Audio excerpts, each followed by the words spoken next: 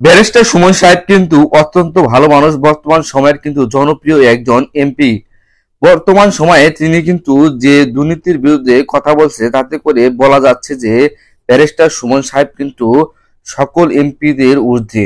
কারণ হচ্ছে তিনি কিন্তু সকল এমপি মন্ত্রীদেরকে ছাড় দিচ্ছে না, কিন্তু পূর্বে তার কিছু কৃতকর্ম রয়েছে, সেই বিষয়গুলো নিয়ে আজকে আলোচনা করব।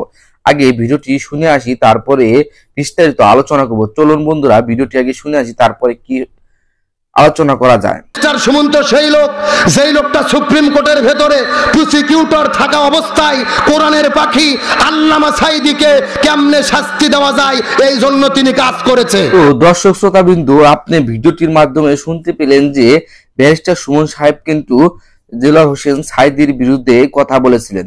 তিনি কিন্তু দেলোয়ার হোসেন সাঈদীর যে ফাঁসির বা যাবজ্জীবনের রায় হয়েছিল তার পিছনে কিন্তু ব্যাপক ভূমিকা রেখেছিল। তিনি কিন্তু প্রচুর পরিমাণে তাকে ফাঁসিতে ঝুলানোর জন্য সরকারকে আহ্বান করেছিল। তিনি বলেছেন যে দেলোয়ার হোসেন সাঈদী কিন্তু অনেক বড় রাজাকার, তিনি কিন্তু সেটি বলেছেন। আবার তিনি কিন্তু এও বলেছেন যে যারা মূর্তির বিরুদ্ধে কথা বলে, কিছুদিন আগে কিন্তু বঙ্গবন্ধুর ভাস্কর্য নিয়ে কথা হয়েছিল, সেটি কিন্তু নিয়ে তিনি বলেছেন যে যারা মূর্তির বিরুদ্ধে নিয়ে কথা বলে তারা হচ্ছে কিন্তু রাজাকার। আসলে একটা জিনিস আপনি খেয়াল করে দেখেন, আপনি যে দলেরই হন না কেন, যে রাজনীতি করেন না কেন, আমি আমার ব্যক্তিগত মত থেকে বলবো যে মুসলমান হলে ইসলাম ধর্মকে অবশ্যই আপনি চেষ্টা ধরতে হবে। এক্ষেত্রে যে নেতারই আপনি শিষ্য হন না কেন, যে নেতাকে আপনি গুরু মনে করেন না কেন, কারণ হচ্ছে ইসলামের উপরে আপনি কোনো দল নেই। আপনি আওয়ামী লীগ করেন, বিএনপি করেন, জাতীয় পার্টি করেন, যে কোনো দল করতে পারেন, আপনার সমস্যা নেই। আপনি অন্য একটা নেতার কথায় আপনি জাহান্নামী হয়ে যাবেন, আপনি অন্য একটা নেতার কথায় আপনি ইসলাম ধর্মকে অবমাননা করবেন, এটা আসলে কাম্য নয়। আপনি রাজনীতি করতে পারেন, সমস্যা নেই। তাতে করে যদি আপনি মনে করেন যে সেই নেতা আমাকে বলছে ইসলামের এটা ক্ষতি করতে হবে, সেটা নিয়ে যদি আপনি ক্ষতি করেন তাহলে কিন্তু আপনি ভুল করছেন। ভাই একটা জিনিস মনে রাখবেন, আপনি যখন মারা যাবেন আপনার কবরে কিন্তু আপনার একা যেতে হবে। ব্যারিস্টার সুমন সাহেব এখন হয়তো অনেক ভালো কাজ করতেন, তিনি হয়তো একজন জনপ্রিয় ইউটিউবার ছিলেন, জনপ্রিয় একজন কন্টেন্ট ক্রিয়েটর ছিলেন, কারণ সেখান থেকে কিন্তু তিনি সবার মাঝে পরিচিত হন, জনপ্রিয় হয়েছিলেন। এই ফেসবুক সোশ্যাল মিডিয়ার কারণে কিন্তু ব্যারিস্টার সুমন সাহেব এত জনপ্রিয়তা পেয়েছেন, বিভিন্ন ভালো কাজ করেছেন। সর্বোপরি একটা কথা বলি, আপনি যত ভালো কাজই করেন না কেন, ইসলামের যদি আপনি ক্ষতি করে থাকেন তাহলে কিন্তু সকল ভালো কাজ তুচ্ছ, কারণ আল্লাহ পাকের কাছে ইসলাম সর্বশ্রেষ্ঠ ধর্ম। আর সেটিকে যদি আপনি অবমাননা করেন, সেটি যদি আপনি ক্ষতি করে থাকেন, তাহলে কিন্তু আপনার যত ভালো কাজের কোনো মূল্যায়ন আসবে না। ব্যারিস্টার সুমন সাহেব কিন্তু তেমনই এক কিছু কাজ করেছেন, যেমন দেলোয়ার হোসেন সাঈদীর ফাঁসির জন্য তিনি প্রচুর পরিমাণে এই কথা বলেছেন। তারপরে বঙ্গবন্ধুর যখন ভাস্কর্যের কথা হলো তখন কিন্তু মামুনুল হক সাহেব তিনি কিন্তু প্রচুর পরিমাণে আন্দোলন করে গেছেন, এবং যে মুসলমানরা রয়েছে তারা কিন্তু প্রচুর আন্দোলন করেছেন সেই ভাস্কর্য নিয়ে। তখন তিনি কিন্তু বলেছেন যে এই ভাস্কর্য নিয়ে যে কথা বলবে সেই কিন্তু রাজাকার। একটা জিনিস খেয়াল করে দেখেন, আমাদের মুসলমান ধর্মে কিন্তু এই মূর্তি পূজা বা ভাস্কর্য রাখা ঠিক না। সেজন্যই কিন্তু আলেম সমাজরা কিন্তু তারা সোচ্চার হয়েছিল এবং সবসময় তারা বলেছিল যে এত বড় একটা নামি দামি মানুষ, তার কেন ভাস্কর্য হবে, তাকে কেন কবরে আযাব দেওয়া হবে। কারণ হচ্ছে আপনি দেখেন, তার যদি মূর্তি বানায় তাহলে কিন্তু সে কবরে আযাব পাবে। এটাই কিন্তু আমাদের আলেম সমাজ বলেছিল, তারা কিন্তু খারাপ কোনো কথা বলেনি। বলেছিল যে মুসলমান রাষ্ট্রে কোনো ভাস্কর্য থাকবে না, তারা কিন্তু এটাই বলেছিল। কিন্তু ব্যারিস্টার সুমন কিন্তু প্রত্যুত্তরে বলেছিল যে যারা এই ভাস্কর্য বিরোধী কথা বলে তারা কিন্তু হচ্ছে রাজাকার। একটা জিনিস খেয়াল করে দেখেন ব্যারিস্টার সুমন সাহেব ভাই, আপনি সবচেয়ে বর্তমান সময়ের ভালো এমপি, আপনি দুর্নীতির বিরুদ্ধে কথা বলছেন, আপনি এলাকায় উন্নয়ন করছেন, আমি মানি, ঠিক আছে, কিন্তু আপনি যে ইসলামের যে ক্ষতি করেছেন তাহলে কিন্তু এগুলো আপনার অবশ্যই তওবা করা উচিত।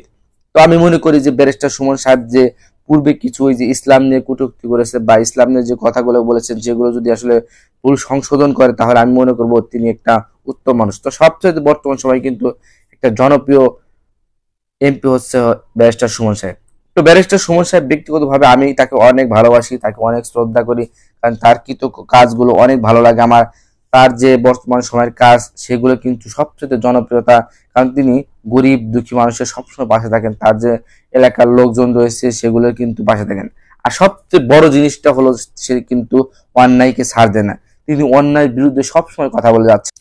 তো ব্যারিস্টার সুমন সাহেব সকল কিছুর ঊর্ধ্বে নয়, কারণ হচ্ছে ইসলামের মতো ইসলামকে যদি অবমাননা করে কেউ কথা বলে আমি তাকে সাপোর্ট করব না, কারণ হচ্ছে সেই আমার জন্মদাতা পিতা হলে আমি তাকে সাপোর্ট করব না। কারণ হচ্ছে ইসলাম সবচেয়ে শ্রেষ্ঠ ধর্ম, ইসলামকে আপনার অবমাননা করবেন সেটা আমি মেনে নিতে পারবো না।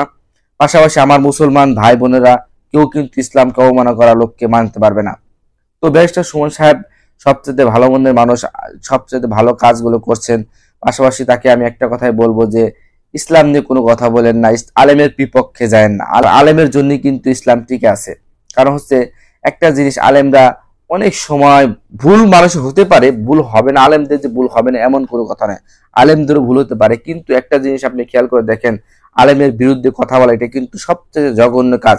কারণ হচ্ছে আপনি আমি কিন্তু হয়তোবা হাদিস কোরআন অনেকটা নাও জানতে পারি, কিন্তু আলেমরা যেগুলো জানে আপনার তারা যে মাসালা দেয় সেটা আমাদেরকে শিখতে হবে। তারা আমাদের সব সময় ভালো দিক চায়, তারা আমার চায় যে আমরা জান্নাতে যাই, আমি আল্লাহর পছন্দের মানুষ হই, আমরা নামাজ কালাম করি। কিন্তু আমরা কিন্তু তাদেরকে যদি আমাদের রাজনীতির কোন নেতাকে নিয়ে যদি কথা বলে তাহলে কিন্তু আমরা তার বিরুদ্ধে চলে যাই। এগুলো কিন্তু আমাদের আসলে ঠিক নয়।